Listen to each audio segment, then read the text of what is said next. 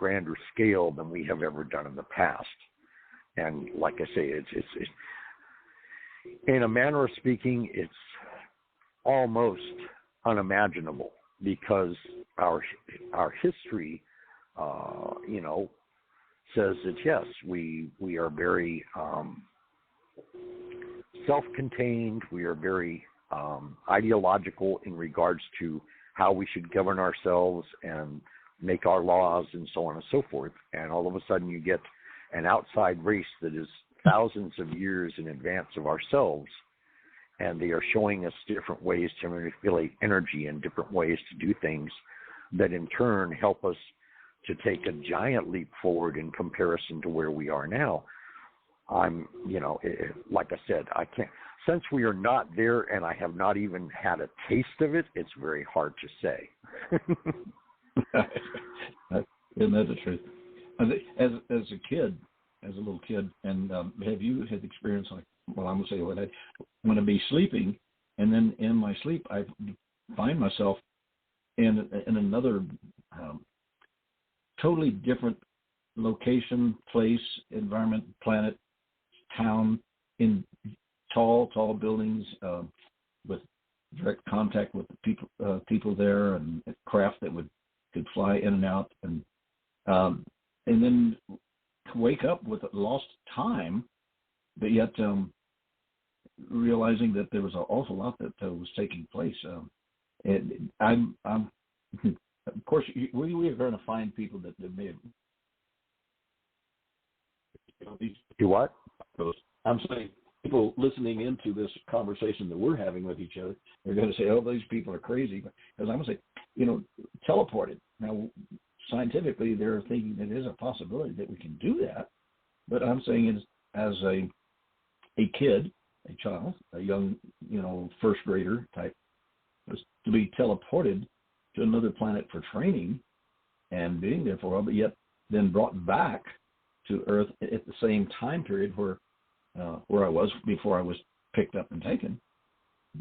I've never talked about these things before, but yes, the experiences you've had, that I've had, that other people find hard to accept, it may become hopefully a lot easier when we have direct, open contact and direct contact. So I'm comfortable with, and people like yourself and myself have had contact.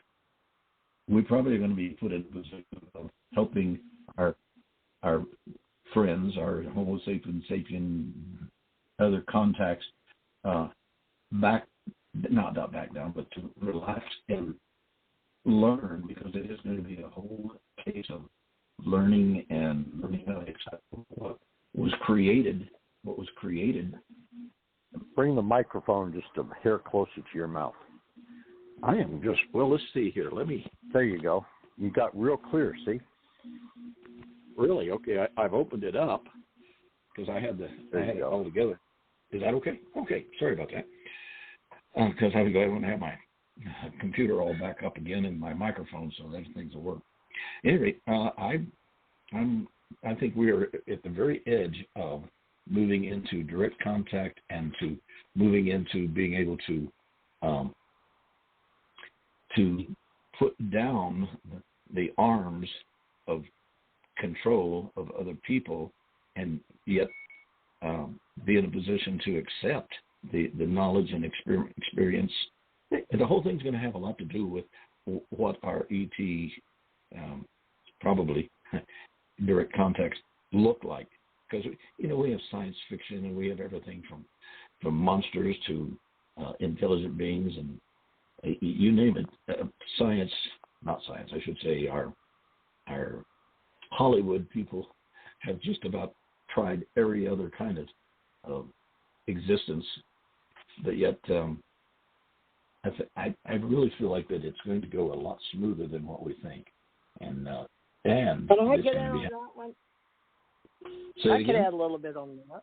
I'll add a few minutes on that, talk about what happened to me, if you don't mind. Sure. I'm trying to separate it from, like you guys, when you're a kid. So most people that have had their lives impacted are influenced by extraterrestrials. Ergo, this TJMRCT radio brand, and it's been on the show 9 years. We've been pulling this. But, when I was a kid, Ken, I was died at hepatitis, second grade, 7. And they went and got a machine from New Orleans and brought it up and took all my blood out. So that's how I know I died, but I saw angels. So, to me, they didn't want me to talk about it. So I was willed the next year to go to White Sands, New Mexico. And I told this to the niece, our daughter of William Haught, because she wanted to know my story and know if I'd help. Ken fell off. Ken, you still there? It says he's here, but at the same time it says he fell off. I hope he'll come back. All right. Well, hopefully he'll come back. Let's see. It's loud and clear. There you go. There you are. Okay, Ken, I thought I offended you. Did I offend you? I didn't hear a word you said. Did you put him on mute maybe or something? Weird. You want to go ahead and insult me again? That way I can hear it, okay? Well, no, I thought maybe I offended. I was going to tell you about when I was a child and when I died, so I'm curious as to how all this works with these extraterrestrials, because I had beings my family couldn't see as a child. So they thought I was highly intelligent because I could remember stuff really, really good from the time I was born. And Mother would tell you can't possibly remember that. You weren't even 2 years old. And they, she read Dr. Spock and was quoting to me what I couldn't do as a child. And I would quote back to her exactly what happened with a memory, and she would just be in awe. And then she couldn't see these beings that I was speaking to that wouldn't let her see them.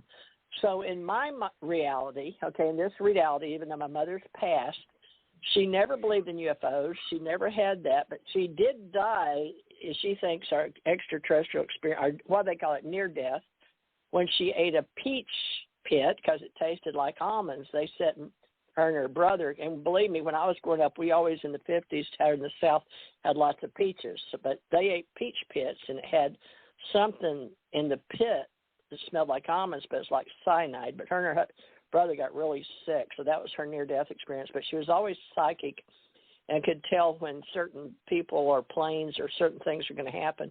And then she was a great writer, educator, but she never believed in UFOs. But she liked Stanton when he'd call me or we'd talk.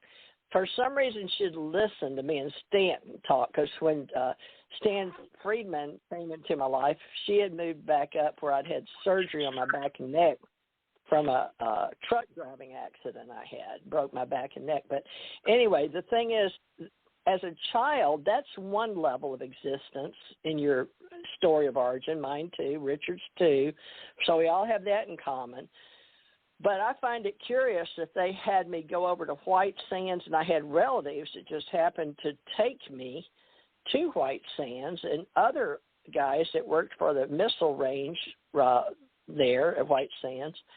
And then later on, uncles came through while you and I were working, NASA area, and stayed with me and our mother. I had the house out in Clear Lake, League City, in Diamond Duplex apartment for Newton B. Schwartz. But my uncle stayed and worked at NASA, all right, and stayed at our house in Houston. And he was married to my aunt. What was her name? Well, my Esther Bolton was my mother's, and then mother was Theresa May Bolton Thurman, Thurmnd, and then she was remarried. When he came through to Houston, she was married to Charlie Thomas. But my uncle worked at NASA and stayed in our Catherine. That's what it was, Catherine Smith, and she married whatever his name was, and I don't remember. And he slept at our house in our we had 4-bedroom, 2-bath, and 6 kids. But we had a formal living room and then a big den, high voltage ceiling. And he slept on a makeshift cot in that extra den or whatever you want to call it. So he wasn't any imposition. We had 2 kids per room and then mother off of the, I don't know why I'm going into details of that. Nobody wants to know that. This is for history, folks. I'm getting into the details, so you got to be careful. Okay, back to I was wanting to. You spurred a memory of me going into Area 51, and when me and my husband were told to disregard the warning signs, that made me feel really weird. But we were allowed because we were truck drivers, right, for the government, and we pulled from Microsoft U.S. Treasury. And to be honest with you, I don't remember what we were carrying. But as over-the-road truck drivers, we were both prior government, in and out of uniform, in and out of Europe and, Germany and S2 Division and 3 Corps in Fort Hood. And then I signed a new contract in Fort Hood by the time I was driving a big truck. But they had a government contract they wanted me to fulfill, or they had a government job. And they wanted me to have it. But it was real spooky because the men in black, that's all I know to call them because they would never tell me who they were. They hired me over and over again throughout my life, not just out of the James Bond movie when I was 15. And then I met Sonny Chair at the Hobby Airport. Then I went over again to Roswell to Walter Hout, Glenn Dennis, and what was her name? But anyway, I talked to the lady about my UFO experience, going over to White Sands and seeing a UFO come over the White Sands. And then that's when Kevin Smith had me on his show, but then he died of a heart attack. And then I wrote for Dirk Vanderploeg in UFO, and I guess he died of a heart attack. I don't know, but it was sort of spooky because everybody I would tell my story to in the public, the people would die. It's probably just a coincidence. But, well, I'm going to hang up. I'm going to hang up now since I know you. It's dangerous. No, I'm kidding. I know, it makes you wonder, doesn't it? I mean, this is just coincidental stuff. But when I went to Area 51, well, that's not what you called it. It was some kind of, it wasn't, they don't sell you that on your orders or anything. What it is the truck driver signed for the paper, and then it's your responsibility till you get there. And then what they would do, once you drive in, if I remember correctly, you would park there, drop your trailer at the gate. Well, you're inside the gate. You're inside the warning signs and inside a gate. But inside the gate, they have the security guys, and then the trailers. And I think you drop it, and then somebody else comes and takes it to the secret place, right? Yeah. And then brings it back out at night, and you hook up or get an empty trailer. You get your trailer back. Does that make sense? Yeah. And so then what was your, not to interrupt, but what was your direct experience with ETs? Oh, which you mean during my whole lifetime after I was a child? You mean as an adult? Or No. That's the thing. I haven't. Oh well, me and I had when I was going in and out of Hawaii, and they were taking me to Las Vegas. That was a different group of men in black. They would meet me and take me, like Janet Airlines, or on the buses. They parked at, what was that P name? Art Bell talked to me about it.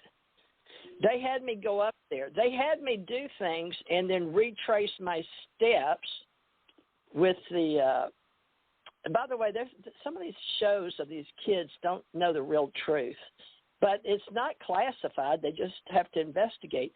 Some of these shows they're putting on History Channel are not accurate. It's very embarrassing because we're still alive, Ken. But they're telling people like Janet Airlines, they're coming up with dumbass names for Janet Airlines in Las Vegas. It's just Janet Airlines. The guy, and this is not classified, folks. This is the CIA dude from security out of Washington's wife was named Janet. Okay, so they named it Janet Air because he was going in and out of security for Area 51. But there's a whole bunch of stuff that people just don't investigate, okay? I lived through it, so I know it. I mean, that's why I know things, but it's not classified. It may have been at one time, but, I mean, I just know stuff. But anyway, that's why it's Janet. It wasn't some secret